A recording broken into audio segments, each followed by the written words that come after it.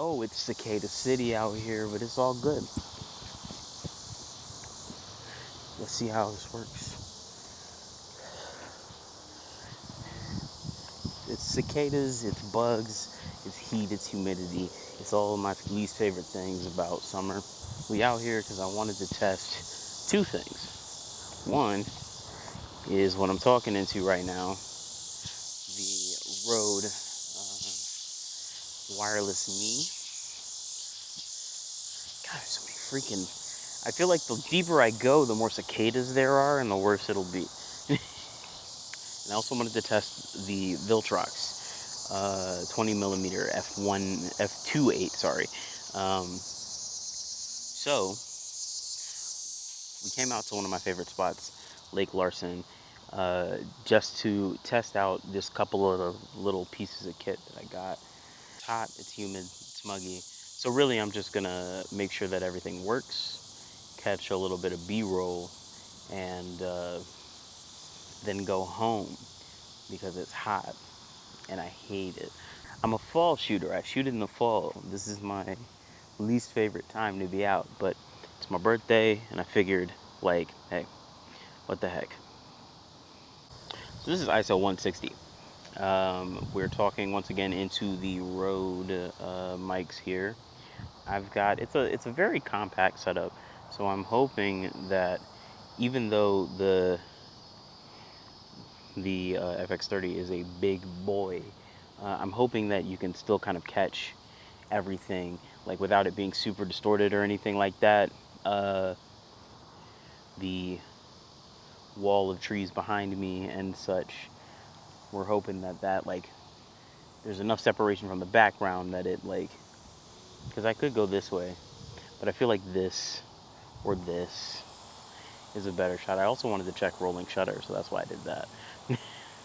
Yeah, let's find like a, so like right now I'm in the center of the road, um, blocking the way.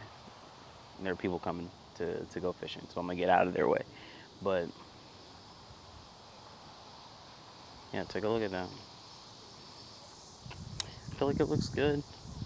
Hopefully it sounds alright. Oh, we could do this way. I doubt it very seriously anyone will come this way. This area is pretty interesting. We got the pavilion, we've got the road. This might be a good spot. I'm still kind of like, I kind of feel like holding the lens, holding the camera body is better than trying to do it handheld with the vlogging tripod. I know this is what it's made for, but it just kind of seems like it's working better. God, these cicadas, man. Part of me wants to put on the windscreen and see if that will like help, but we're not gonna be out here too long. So this is the Viltrox 20 mil, which on a crop sensor body like this is actually a 30 mil. And I thought, like, man, I thought that there would be way more room, but this is definitely like a close-up kind of talking head thing. And the closer I get, the better the background blur looks at 2.8. Um, that's the fastest this lens gets, and I don't think that that's necessarily a bad thing. Um, doesn't need to get crazy fast for what I want to do with it for this, at least. But I don't know, if it works, if this focal length works, then we might invest in a faster version and then just kind of see what we need on the day.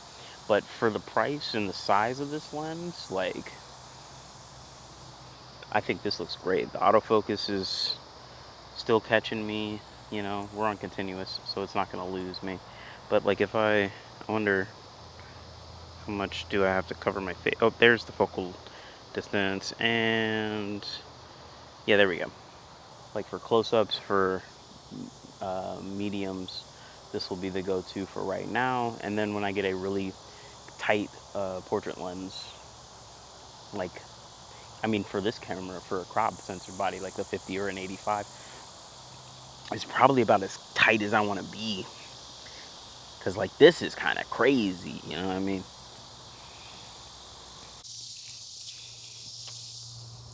Alright, I'm gonna walk away from the cam for a second.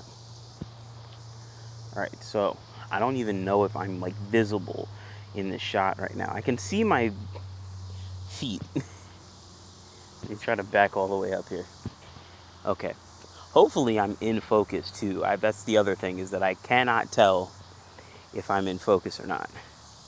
I see okay, so that's in focus. So I wonder, nope, too far. Right there. Okay, so like this is in focus. I see bugs crawling. Oh. What's up?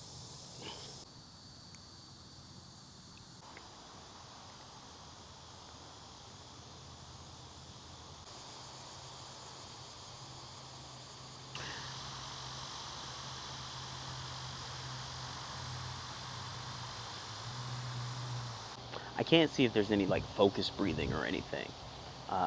It doesn't seem like it, but I'll have to check the footage in post. In the meantime, uh, like image quality wise,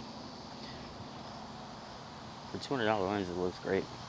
I feel like we're still too tight, but I don't know. We'll work on it. We'll figure it out.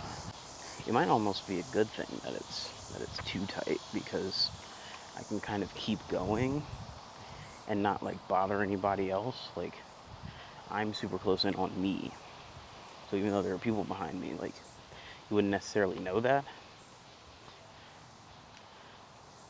but it is super tight. Like, I mean, really tight in, and I don't think that's the best methodology for actually doing this handheld vlogging thing. But that's what the other stuff is for. I don't know. So this is where a variable ND filter would kind of make more difference. But not a bad spot.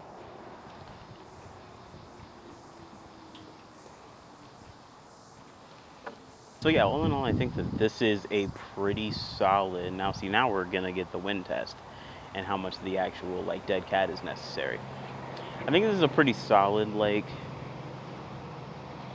focal length for this kind of shot. Maybe not a vlogging shot, but like, if I was talent, you know, a closer in shot, maybe a detail shot like this, kind of just like staring out at the water, looking cool, where it doesn't have to be like super, ooh, getting windy, where it doesn't have to be like super in focus. It can just be, you know, cropped in a little tighter on me, the back, or on the talent, and the background doesn't have to be super close. And I don't feel like this is close, but it's not like super close. Whereas with the wide shot, I would definitely have to be way closer.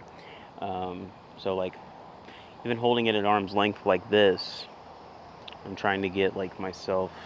Just let me frame that and then go contemplation. But yeah, like something like that might be dope. But yeah, sunset, looking good. I think it feels much better out here right now. I'm gonna switch back to the wide though real quick. Hold on. The craziest thing is like how much wider this is compared to how big the lens is. Because I definitely think the lenses are about the same size. Like the Viltrox isn't that much.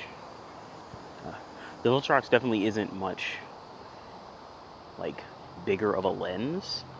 So it's crazy how much wider this focal length is.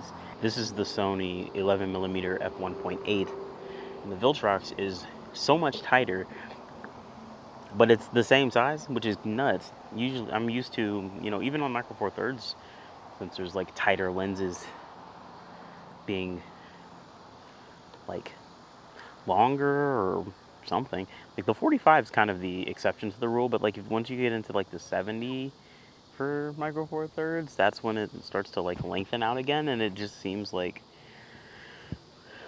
for such an inexpensive lens, it kind of has a crazy range. Um, but yeah, I think a 35, the 35 focal length is pretty good for this. But vlogging, it kind of has to be the 11. All right, f-stop's back down at 500.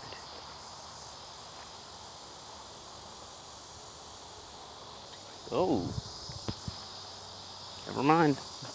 We're headed home because the bugs are out and biting, creeping and crawling around.